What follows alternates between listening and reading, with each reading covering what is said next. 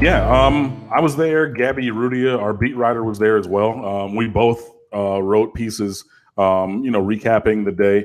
I did not read Gabby's before I wrote mine because I wanted like a native outpouring, just kind of my evaluation, not tainted by reading anybody else. I didn't read anybody's stuff. So that's, Christy Chirinos from the Sun Sentinel, Susan Miller-Degnan from the Miami Herald, Manny Navarro from The Athletic, and others. 247 Sports was there, Rivals was there, Kane Sport is their website. Like, so all these places, like everybody wrote some stuff, but we're going to talk about what I wrote. But yeah, so I did that, sight unseen. So I just went by, what I was talking to some people in the stands. Shout out to my boy Dro, who was up there. Shout out to Spade, who was out there. Kev Robbins also sitting right next to me. Those guys.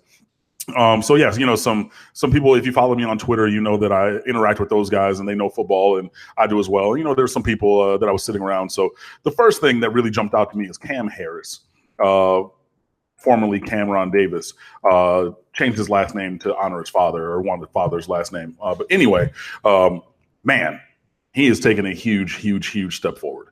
I think he's probably 1A to DJ Dallas's 1 at running back. And it would not surprise me if Cameron Harris were to start at running back this season. DJ Dallas is still the number 1 running back, though. Like, don't get that twisted.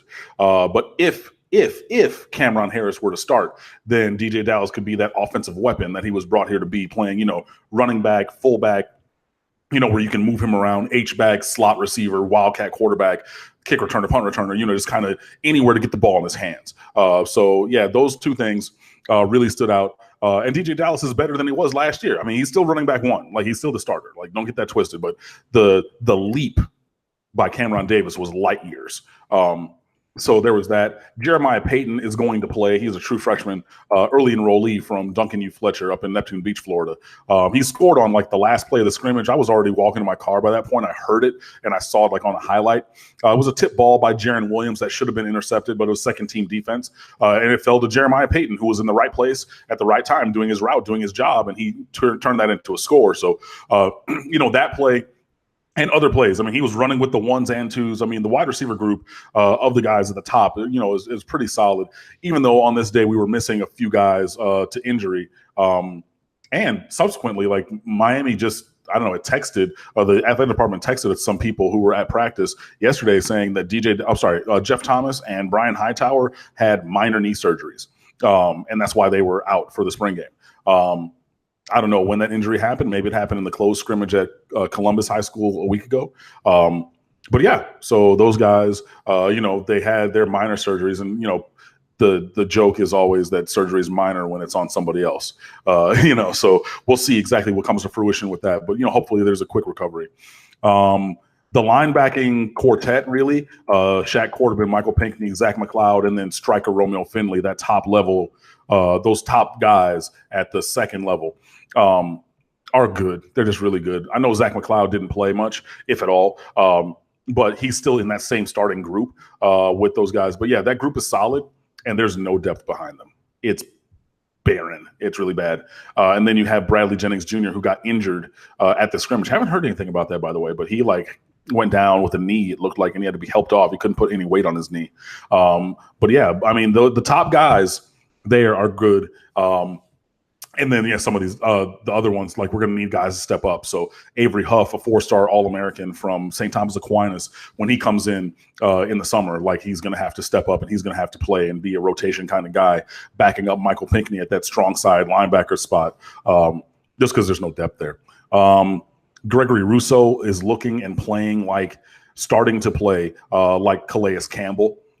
He was listed at 6'6", but he has to be bigger than that. Like, he's almost a full head taller than other guys. I mean, John Ford is 6'4", 6'5", and Greg Russo is like a half a head taller than is John Ford. I mean, he's massive. He's just massive.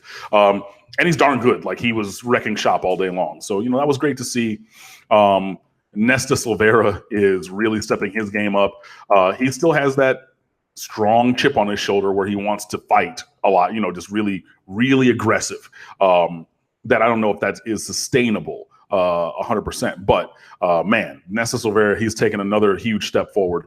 I would say in the leaps forward, it would be Cameron Harris, number 1, Nesta Silvera, number 2, which is really good because those are both sophomores from that really good recruiting class in 2018. And we need guys at both of those positions. Running back because you need depth there, and like that's a spot of strength for Miami. Defensive tackle because that's a spot of weakness after having lost some guys, and we need guys to step up. And John Ford was another guy who missed the game with an injury. So, Nesta Silvera stepping up and making plays is great. At cornerback, DJ Ivey looks to be solidly ahead of Al Blades Jr. for that number 2 cornerback slot. I think that both Ivey and Blades Jr. are going to play and probably play a lot. But if we're coming out on defense today to start the game, I'm putting DJ Ivey at cornerback opposite Trajan Bandy.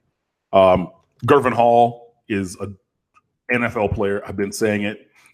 He's really good. And he's another sophomore from that 2018 recruiting class, just like DJ Ivey, just like Nesta Silvera, just like Cameron Harris. So that class that finished very highly ranked, those guys are starting to really turn the corner, even from being, contributors on some level as freshmen. So that's pretty good. Offensive line still needs work. There's guys missing. There's a lot of shuffling going on. Corey Gaynor's out with the injury, so Navon Donaldson moved to center. Zion Nelson, who's a true freshman, early enrollee from South Carolina. What was I saying? Zion Nelson. Yeah, so he was 6'5", 240 when he came in. He's up around 250, maybe a little bit north of that, but he's injured. But he's been taking first-team snaps at left tackle, or rotating at least. But he's been on first team at left tackle.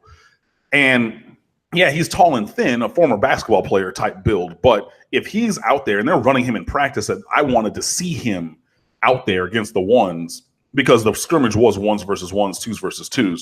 Unfortunately, Zion Nelson was out. So that just speaks to the level of injuries along the offensive line. Will Mallory is looking really good as your number 1A tight end behind Brevin Jordan's 1. I mean, Brevin Jordan was a freshman All-American, so duh. Even though he's out right now. Michael Irvin Jr. is looking like a playable player, a viable player there, which is great. Yeah. And there were a ton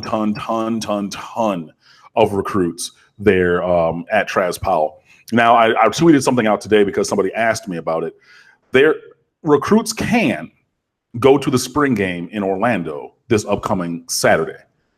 However, Miami's staff is not able to host them for a visit or interact with them because the NCAA was only going to approve one off-campus event where they could do it and interact with players. Because usually, when teams have on-campus stadiums, there's that's the rule. Like, you bring the kids to your campus and then whatever. So you had to get a waiver to do something off-campus.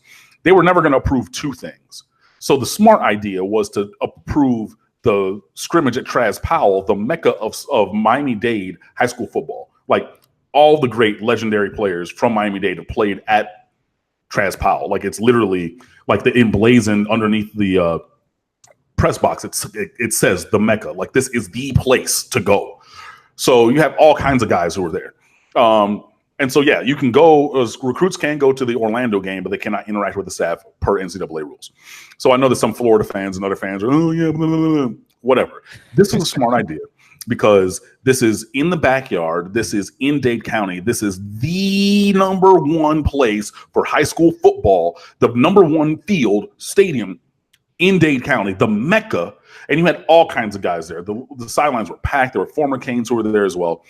But recruits of note, and there were many more, 5-star linebacker, number 1 linebacker in America, Justin Flo, flew in from Upland, California for an unofficial visit that spanned 3 or 4 days. He was there on the sidelines. So was Bubba Bolden, who's transferring from USC. So was Isaiah Walker Jr., who's a 4-star offensive tackle who goes to Miami Norland High School, which is literally walking distance from Hard Rock Stadium, which is only a 10, 15-minute ride away from Traz Powell.